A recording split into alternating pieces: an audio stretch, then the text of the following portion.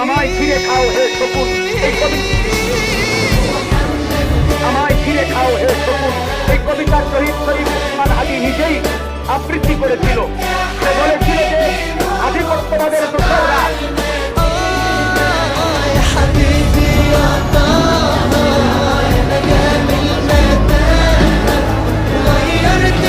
সবাই যখন মৃত্যু পেতে ভীষণ ভয় পায়, আমি তখন হাসতে হাসতে আল্লাহর কাছে ভীষণ সন্তুষ্টি নিয়ে পৌঁছতে চাই যে আমি একটা ন্যূনতম ওই জীবনটা লিড করতে পারলাম, যে আমি মরে যাই, আমি শহীদ হয়ে যাই, আমার ডান পাশের ভাই বোনেরা এই লড়াই যতদিন বেঁচে থাকবে ততদিন।